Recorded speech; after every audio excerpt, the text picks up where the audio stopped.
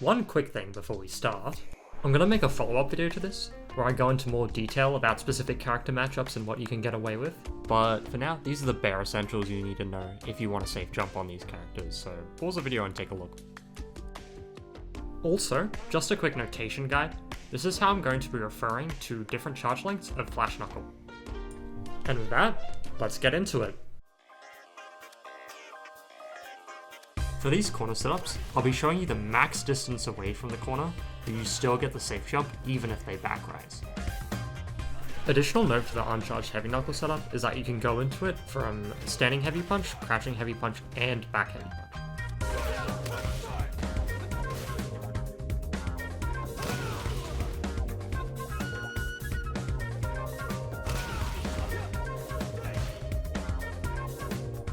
This medium knuckle setup is a bit finicky, because you need to be standing in a very specific zone of the screen for it to work.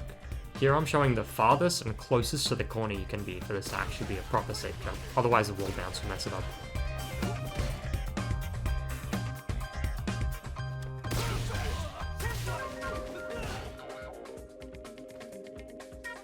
This is a really good setup to know if you accidentally miss an air knuckle cancel and you want to keep up pressure.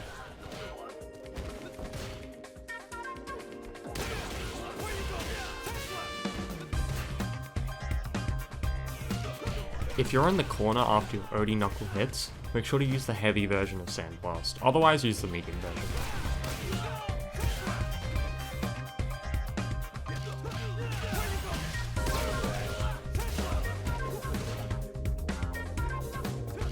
Use jumping medium punch on the corner for slightly more damage.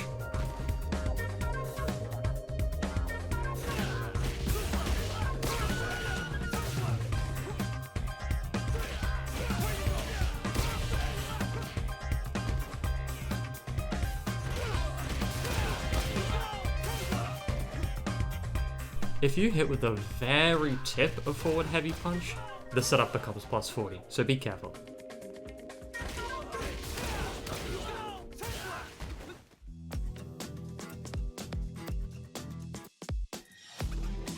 In general, for the setups that use jumping medium kick, if they choose not to back rise, you'll jump over them and cross up, so be ready to change your block direction.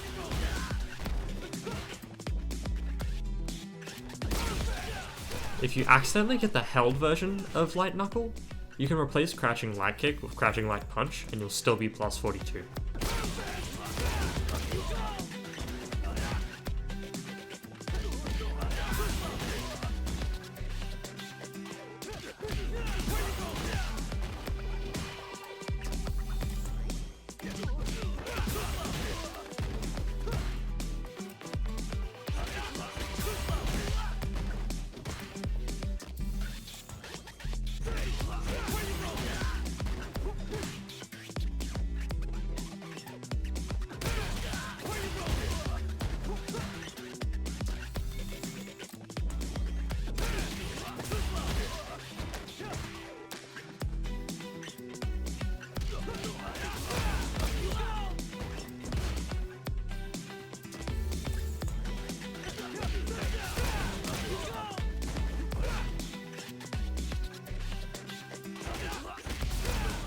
If you hit with a very tip of forward heavy punch, the spacing will be wrong if they back rise, so be careful of that.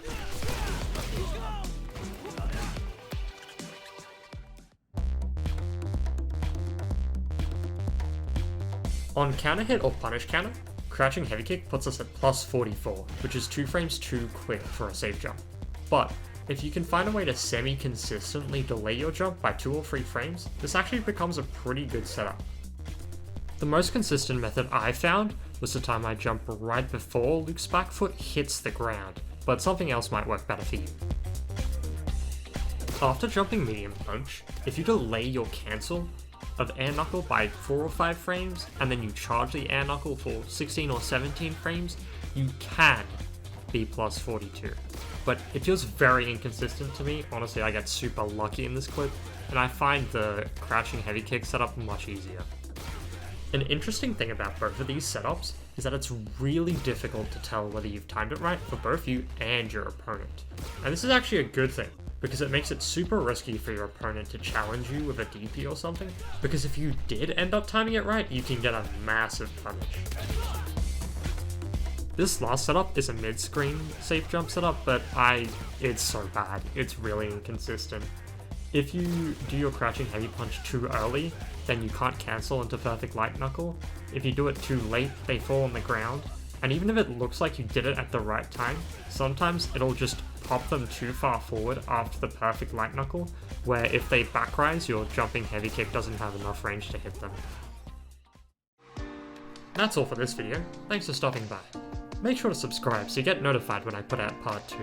I'm going to be discussing loop safe jumps against specific characters and matchups.